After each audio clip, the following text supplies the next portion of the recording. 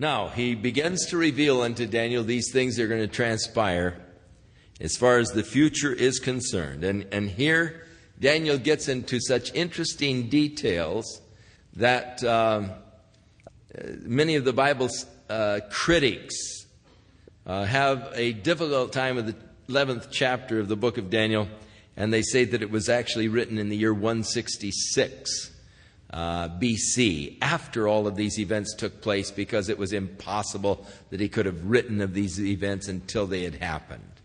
However, that's, of course, quite a miracle in itself, because the Septuagint version was made in about 220 or so BC. And in the Septuagint, the book of Daniel is included. They accepted it as written by Daniel and as authentic at least 60 years before these critics say the book of Daniel was written. So it's interesting that they could have had a copy 60 years before it was written and translated it into Greek. They say that figures don't lie, but liars can sure figure.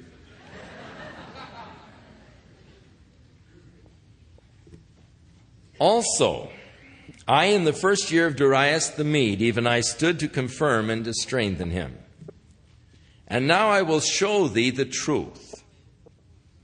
Behold, there shall stand up yet 3 kings in Persia. Darius was the king at this time. The 3 kings that would follow would be Ahasuerus, Artaxerxes, and another Darius. These are in secular history known as Cambyses, Pseudo-Smerdis, and Darius Hystaspes. So there will be 3 kings that will rise up, and the 4th will be richer. This is Xerxes. Than they all, and by his strength and through his riches, he will stir up all against the realm of Grecia. Xerxes was very wealthy, very powerful, and he made an expedition against Greece and was able to defeat but yet not conquer Greece. And so that particular part was fulfilled. There were the 3 kings, Ahasuerus, Artaxerxes, Darius, and then Xerxes, the 4th, richer than the others, made the expedition against Greece. But then Greece will arise, and a mighty king, Alexander the Great, shall stand up, that shall rule with great dominion and do according to his will. And when he shall stand up, his kingdom will be broken and shall be divided toward the 4 winds of heaven, but not to his posterity, nor according to his dominion, which he ruled, for his kingdom shall be plucked up even for others beside those. So Alexander the Great will rise up, but when he falls, the kingdom will not go to his family, to his posterity, nor will they receive the full extent of his dominion. For the king of the south shall be strong,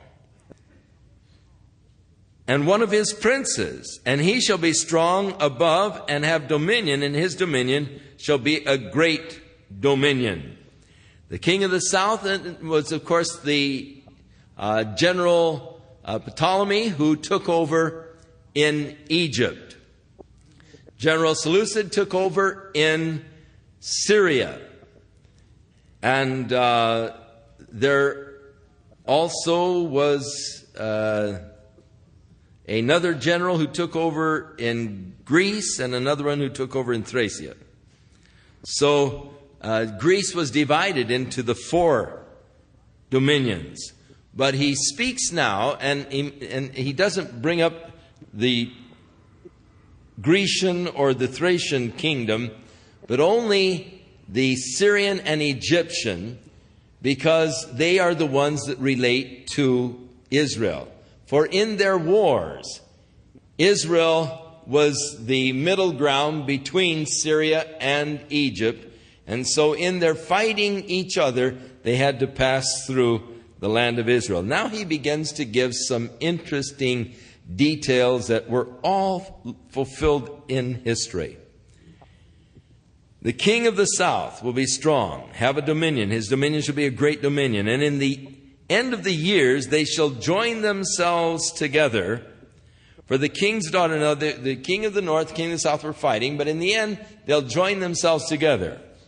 For the king's daughter of the south shall come to the king of the north to make an agreement.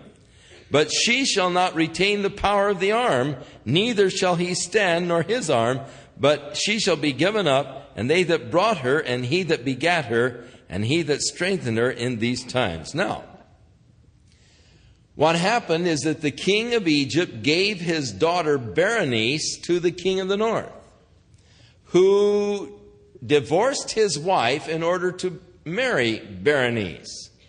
But when the Ptolemy died, then he got rid of Berenice and took his wife back again, who in turn poisoned him.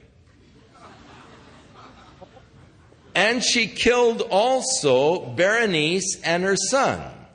Now, when Berenice had a son, the former queen, her sons were X'd out according to the agreement. But when she poisoned her husband and killed Berenice and her sons, then of course her sons were in line again for the throne. And here Daniel tells all of this intrigue and everything else that's going to take place. And then the brother of Berenice gathered together an army in Egypt and came up and destroyed this wife who had poisoned her husband and had killed his sister. So, and he that is begotten of her actually is referring to a family member, which was her brother, and he strengthened her in these times. And a branch of her roots, that is her brother, shall one stand up in his estate, which shall come with an army, and shall enter the fortress of the king of the north, and shall deal against them and prevail. It was Ptolemy Ergetes, the brother of Berenice, who invaded Syria, just as it's described here. He shall also carry away captives into Egypt with their gods and their princes and with their precious vessels of silver and gold, and he shall continue more years than the king of the north. So the king of the south shall come into his kingdom and shall return to his own land. But his sons shall be stirred up and shall assemble a multitude of great forces. And one shall certainly come and overflow and pass through. That is his sons, the king of the north, who was defeated by Ergetes. And they will assemble a multitude of great forces. One shall certainly come and overflow and pass through. Then shall he return and be stirred up even to his fortress. And the king of the south shall be moved with choler, and shall come forth and fight with him, even with the king of the north. And he shall set forth a great multitude, but the multitude shall be given into his hand. And when he hath taken away the multitude, his heart shall be lifted up, and he shall cast down many 10,000s, but he shall not be strengthened by it. This is Philopator, who is Ptolemy Philopator, who was the king of the south at this time. He gathered together a great army, came against the king of the north.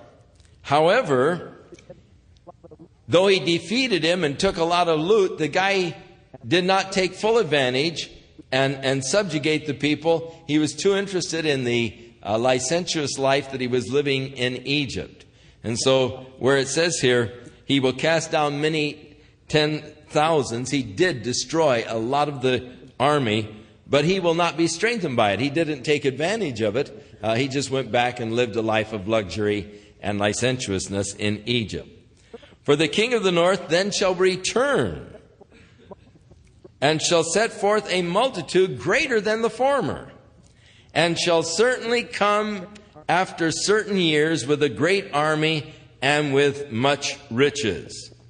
And in those times there shall many stand up against the king of the south. So the king of the north came back again, which was Antiochus Magnus, known as Antiochus the Great. But many shall stand up. Philip of Macedon joined with him against Egypt at this point, plus some rebels in Egypt, plus some of the Jews who were called the robbers of thy people, will exalt themselves to establish the vision, and they shall fall.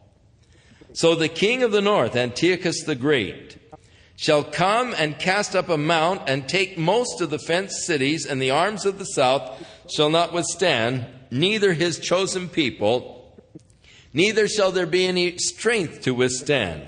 But he that comes against him shall do according to his own will, and none shall stand before him, and he shall stand in the glorious land, and by his hand shall be consumed, which by his hand will be consumed. He shall also set his face to enter with strength of his whole kingdom, and upright ones with him. Thus shall he do, and he shall give him the daughter of women, corrupting her, but she shall not stand on his side, neither before him. Now, Ergetes is the king of the south in Egypt. When he took over, he was just 7 years old. So he was just at that point a figurehead. But Antiochus the Great took his daughter Cleopatra, and he made a deal that she should marry Ergetes, figuring that when she got there in the kingdom of Egypt, she would be for her old man.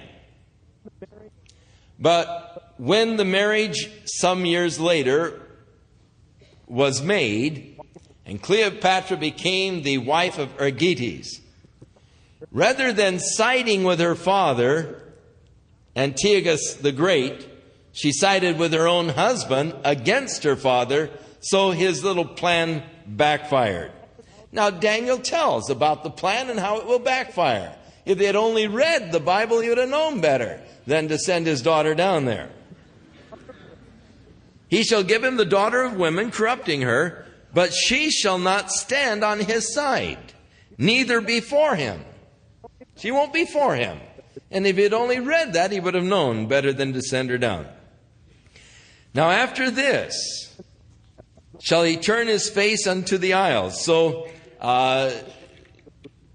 not being able to conquer into Egypt, he then turned and he gathered a navy of 300 ships, and he began to travel in the Mediterranean, beginning to fight actually against Rome, which at this point was beginning to be a power in the ancient world. So he turned his face unto the isles, and shall take away many, but a prince for his own behalf shall cause the reproach offered by him to cease. Without his own reproach he shall cause it to turn upon him.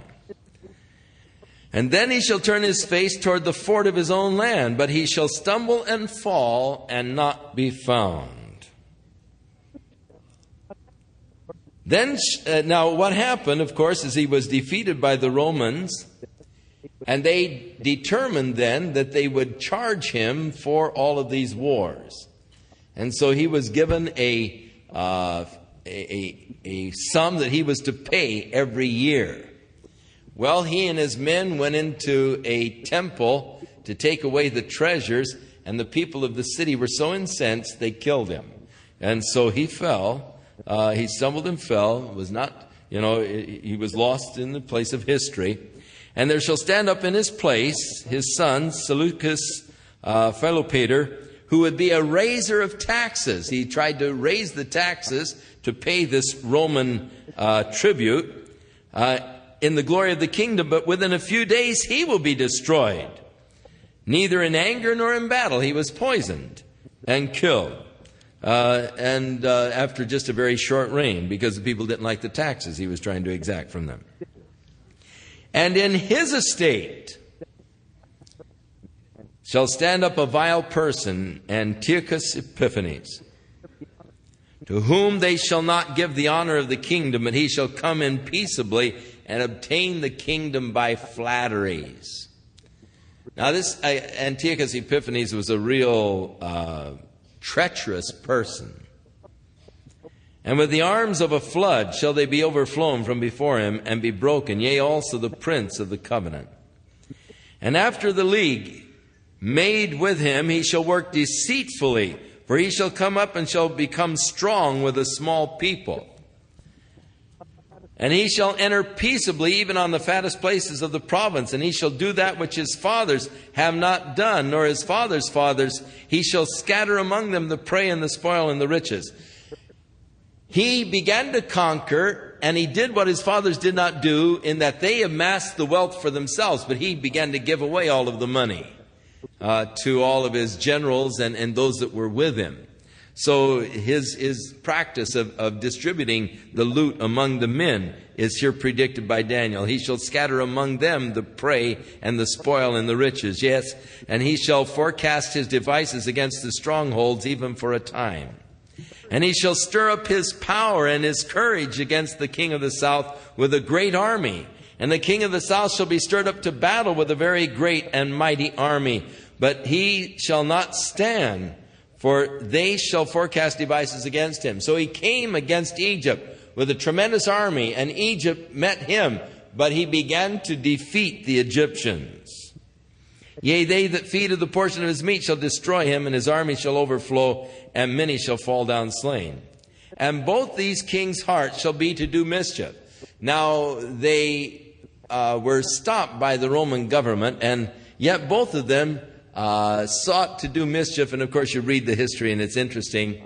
The king of Egypt, his brother, was in Alexandria, and both of them were doing a lot of lying and cunning and all. And so the king's heart shall be in them to do mischief, and they shall speak lies at one table and shall not prosper. They were just lying to each other, making treaties and everything else, which neither of them intended to honor. For yet at the end shall be the time appointed. Then shall he return into his land with great riches. His heart shall be against the holy covenant, and he shall do exploits and return to his own land.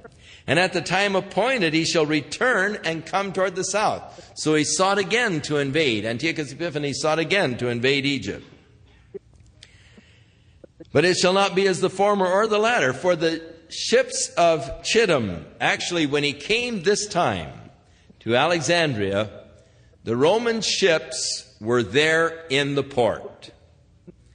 And so the Roman general Pompilius Lanus came to him, and he said, the Roman Senate has ordered you to go home with your troops. And he said, I will consult with my men, and we will send an answer to Rome. And Pompilius, the Roman general, took his cane and he drew a circle in the sand around him, and he said, make your decision before you leave that circle. And he was intimidated by the Roman general, and so he said, I've decided to go home. Tell the Roman Senate. And so here, this is all predicted here. The Roman Navy met him. They were waiting in port at Alexandria when he came.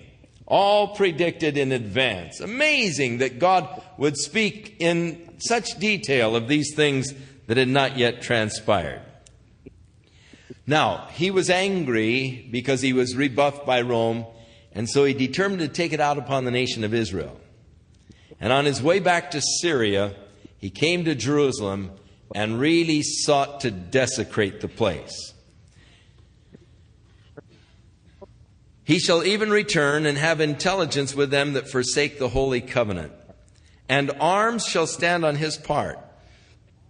And they shall pollute the sanctuary of strength, and shall take away the daily sacrifice, and they shall place the abomination that maketh desolate. He came back to Jerusalem and polluted the temple. He built an altar, a pagan altar, above the altar of God, and he offered a pig upon this altar to an idol that they had set up there in the temple of God. And such as do wickedly against the covenant shall he corrupt by flatteries, but the people that do know their God shall be strong and do exploits. His desecration of the temple so incensed the people that Judas Maccabeus gathered together a group of zealots, and they began to attack the Syrians in guerrilla-type warfare. And they defeated every Syrian contingency that was sent against them.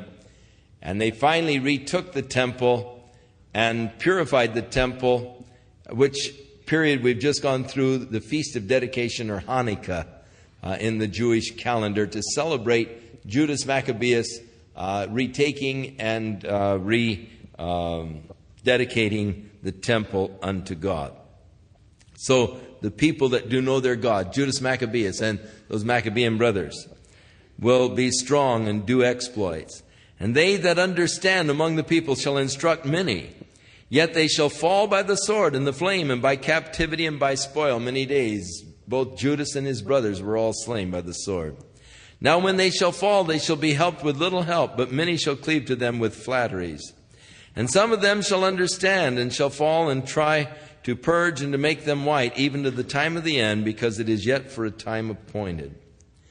Now at this point, Daniel's prophecy goes out to the end, and he sees now the man who is commonly called the Antichrist, but in Scripture is called the son of perdition, or is called the man of sin, or is called the beast. And the king shall do according to his will, the Antichrist. He shall exalt himself and magnify himself above every god, and shall speak marvelous things against the God of gods, and shall prosper until the indignation, which is the Old Testament word for the Great Tribulation, shall be accomplished. He will prosper until the tribulation be accomplished. For that is determined shall be done. Neither shall he regard the God of his fathers, and so he will obviously be a Jew, nor the desire of women. Now, this not regarding the desire of women can have one of two meanings. It was the desire of every Jewish girl to be privileged to bear the Messiah. And Christ was called the desire of nations, but the desire really of every young girl to be chosen to be the mother of the Messiah. Mary was the one that God chose. But the desire of women, that is why so many of the Jewish mothers named their child Joshua, hoping that God would use him for the salvation of Israel. Now it is interesting today, there is an off branch of the Muslims known as the Druze. It's a very secretive kind of a religion. In fact, the people do not know what it's about. Only the priests know what they believe. They don't teach the people. It's a secret religion. And the priests are the ones that do all of the worship, and they're the ones that know the secrets, and no one else knows but them. And of course, they're sworn not to reveal the secrets to anybody. Now, you go into the Druze villages, and you see the priest, and they have a special little headband by which you know that they are priests. But not only that, they have these baggy pants with a big sack, sort of a contraption here in the front. And the reason why they have this big sack contraption in the front is that among the Druze religion, they believe that the Messiah will be born of a man. And thus they have this big sack in the front in case they get pregnant.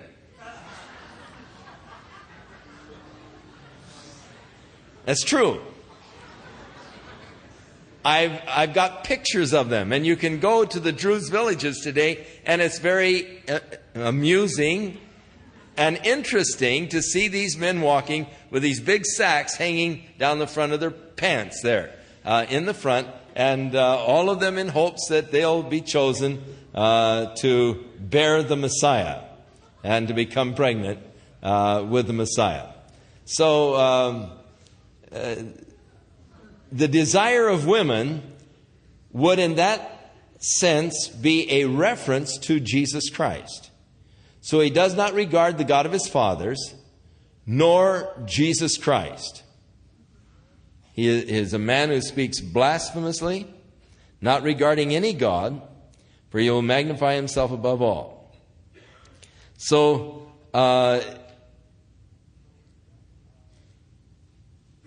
that is no doubt the correct interpretation. There are some that says he'll be a homosexual, not regarding the desire of women. But more apt, looking at the context of the Hebrew people, rather than referring to a homosexual, it is probably referring to the fact that he does not regard Jesus Christ. But his God is the God of forces. A God whom his father knew not shall he honor with gold and silver and precious stones and pleasant things. Look how today men are honoring the God of forces with gold and silver. Do you realize that $1 trillion was spent this year for weapons? $1 trillion was spent this year in order to build tanks and guns and equip the military and all. $1 trillion. What a tragic misuse of the resources of the world. But it's all preparing for this man who honors the God of force. Thus shall he do in the most strongholds with a strange God, whom he shall acknowledge and increase with glory, and he shall cause them to rule over many, and shall divide the land for gain. So the land of Israel, he will divide it for gain. And at the time of the end shall the king of the south push at him, and the king of the north shall come against him like a whirlwind, with chariots and horsemen, many ships.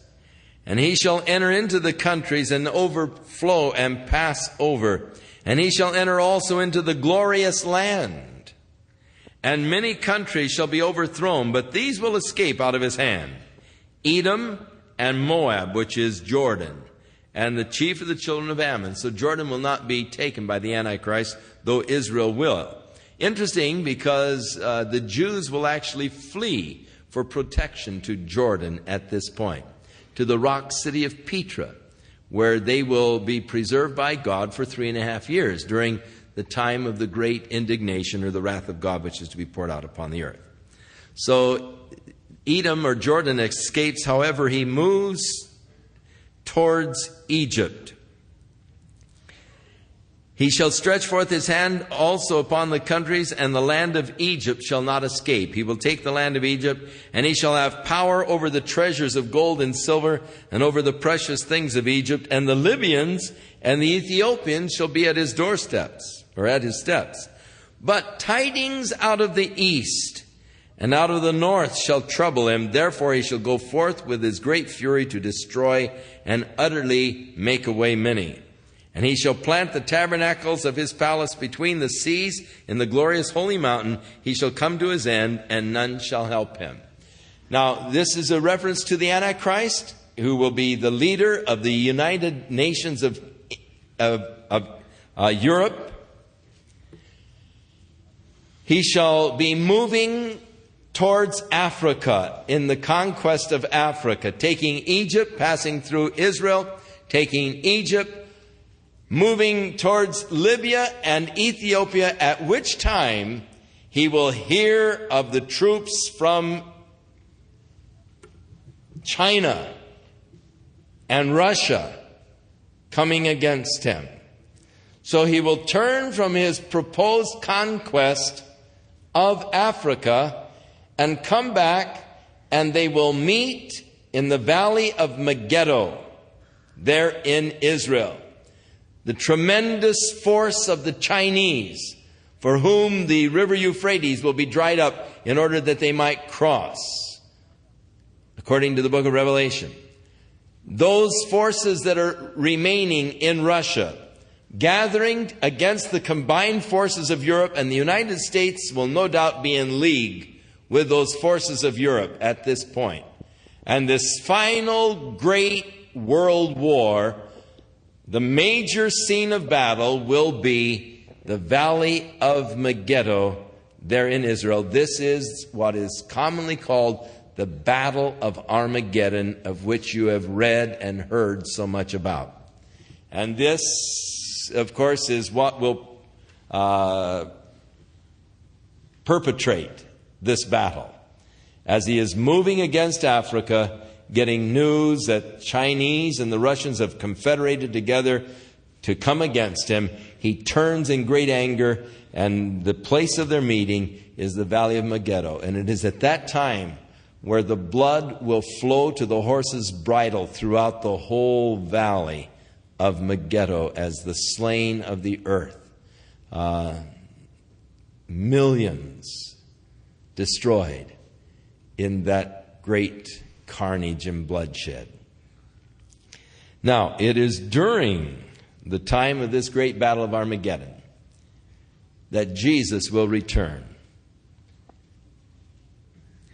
And at that time shall Michael stand up, the great prince, which stands for the children of thy people. And there shall be a time of trouble, the great tribulation, such as never was since there was a nation, even to the same time. And at that time thy people shall be delivered, every one that shall be found written in the book. So there's going to be a time of great tribulation, but Daniel's people are to be delivered. Now, their deliverance will come in several ways. Number one, there will be 144,000 of them who are sealed by God and protected from the plagues of the great tribulation. Number two, there will be those who will make their flight to the rock city of Petra, where God will preserve them. Jesus was warning his disciples, or the Jews actually, that when you see this abomination of desolation that was spoken of by Daniel the prophet standing in the holy place, when you see the Antichrist standing in the temple of God declaring that he is God, then flee to the wilderness and don't stop to get your jacket. Just get out of there as fast as you can. If you're out in the field, don't even go home. Just run. In the book of Revelation, we are told that God gives to them wings of an eagle. Sounds like helicopters. That will bear them to this place in the wilderness where they will be preserved for 3.5 years. In the book of Isaiah, chapter 16, the Lord says to Jordan, open up and receive my people. Bear them safely to Petra until the great tribulation is over. And so the Antichrist, when he finds that the Jews are fleeing, will send out an army against them, but the earth will open up and swallow the army. And then, of course, he'll be taken up with the other issues of the invasion of China and Russia, and will not pursue them any further, but they will be preserved for 3.5 years. So thy people will be delivered, every one that shall be found written in the book. Now those that do not flee, the Antichrist will then go and make war against the remnant of the people that stay in the land, and there will be a horrible devastation of those people. Once again, a time of trouble such as never existed since they were a nation up until that time. Jesus said the time of great tribulation, such as the world has never seen before or will ever see again. Now Daniel here is told of the resurrection, and many of them that sleep in the dust of the earth shall awake, some to everlasting life, and some to shame and everlasting contempt. There is to be a resurrection of the dead. Now, they will not take place simultaneously. The righteous dead will rise 1,000 years before the unrighteous dead. but it's all lumped together in one here. In the book of Revelation, we see the time differential between the two.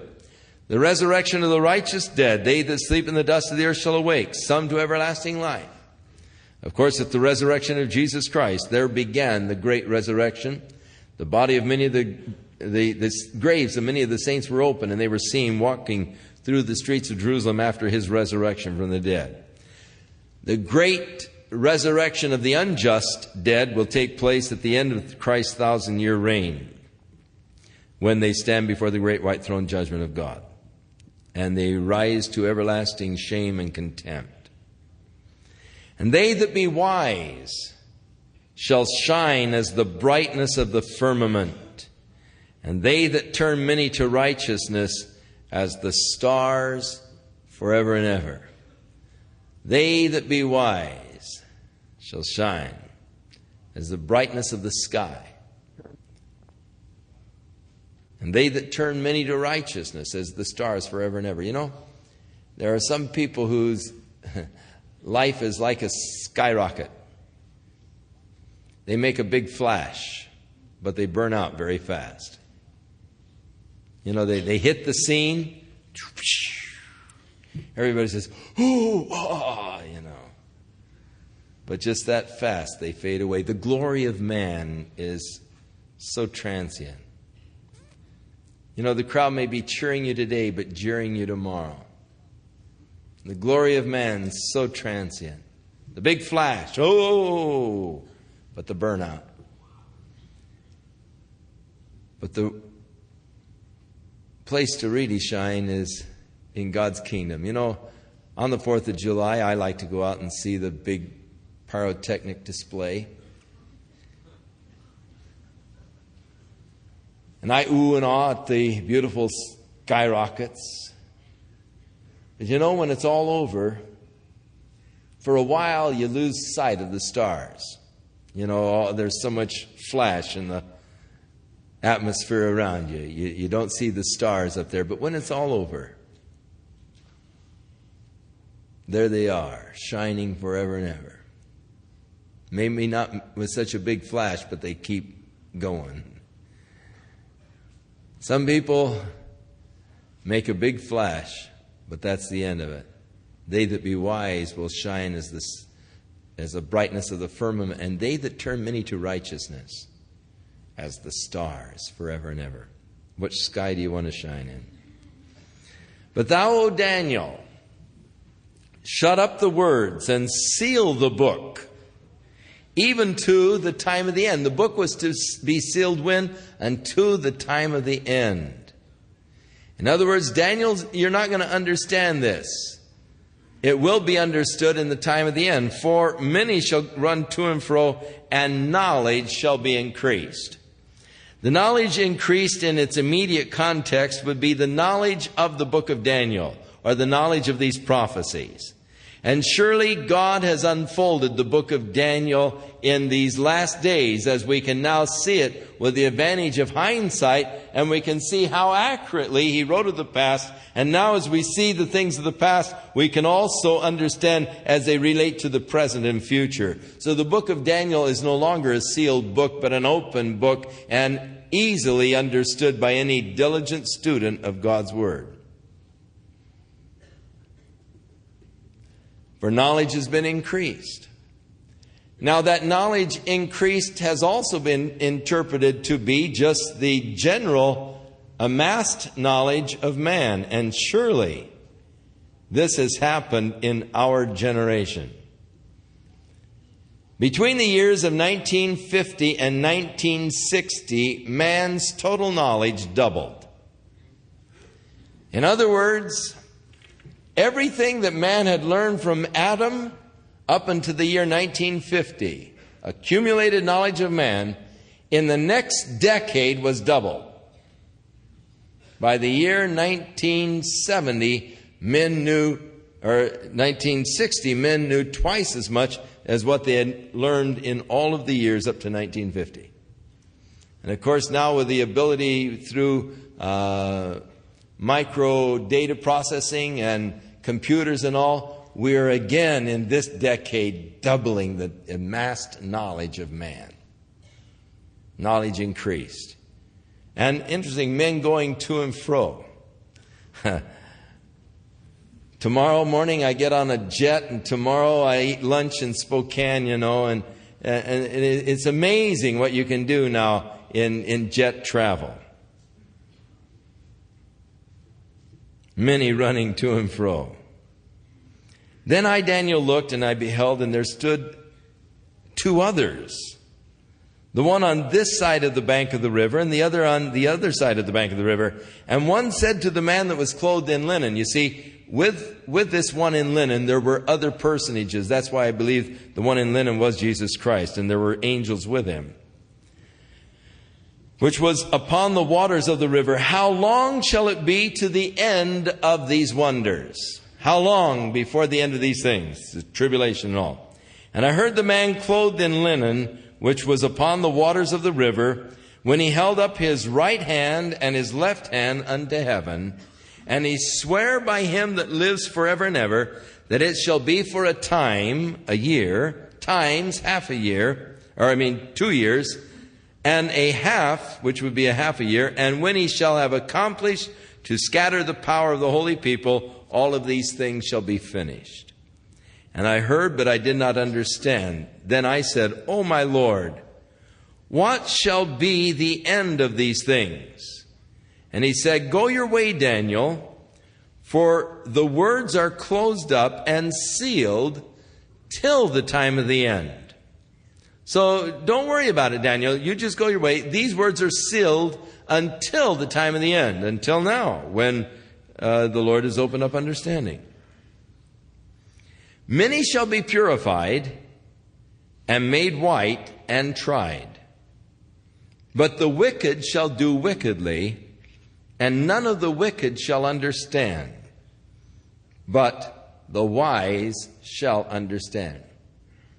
Now, even as Daniel predicted the very day that the Messiah would come, 173,880 days from the commandment to restore and rebuild Jerusalem, so he has predicted the very day that Jesus will come again.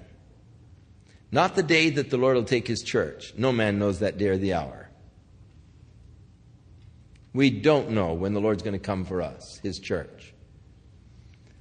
But from the time that the daily sacrifices and prayers are caused to cease by the Antichrist, in the middle of the last 7-year cycle, it will then be 1,290 days according to the testimony of the Lord.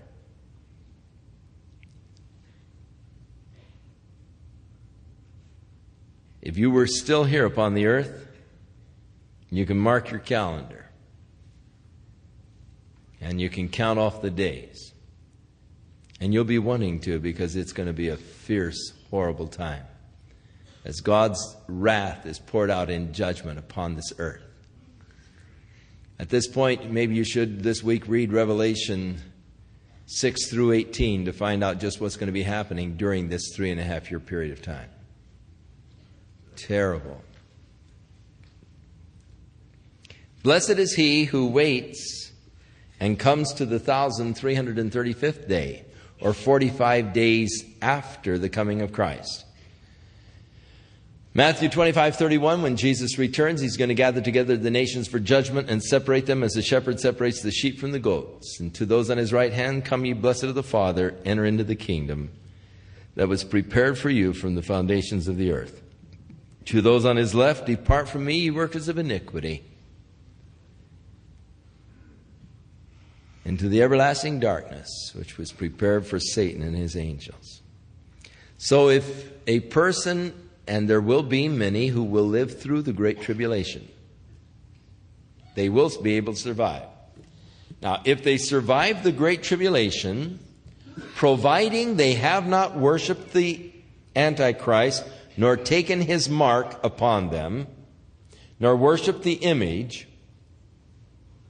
For if any man worships the Antichrist, or takes the mark of the Antichrist on him, or worships the image, he will not have any chance for salvation at all.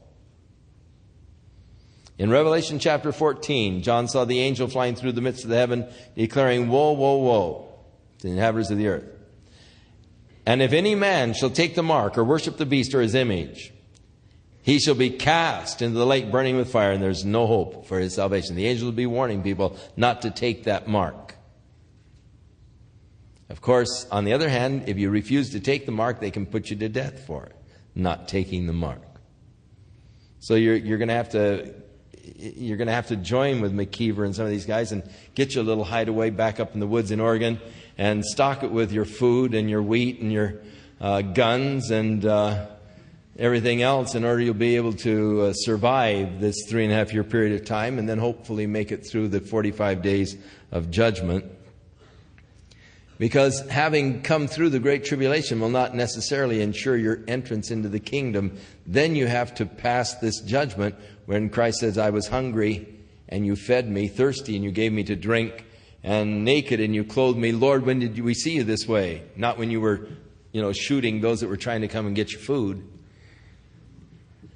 So you better put your guns away, I guess, if you're going to survive the 45 days. "Inasmuch as you did it unto the least of these, my brethren, you've done it unto me," and they are allowed to enter into the kingdom.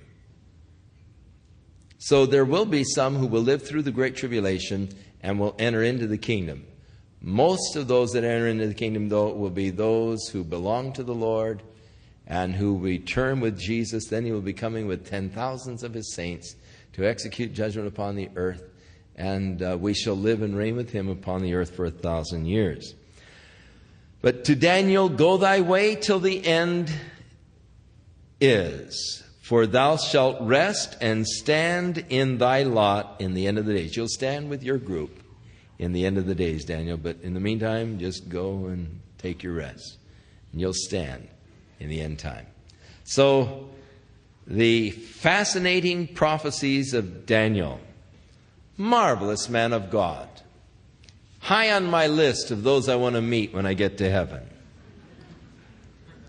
I so respect this man of God, so admire him, that I'm looking forward to quite a bit of time just sitting and learning from the depth of this man, of his walk and love and relationship. That's going to be one of the neat things of heaven, is just getting acquainted and knowing some of these glorious people of God from history.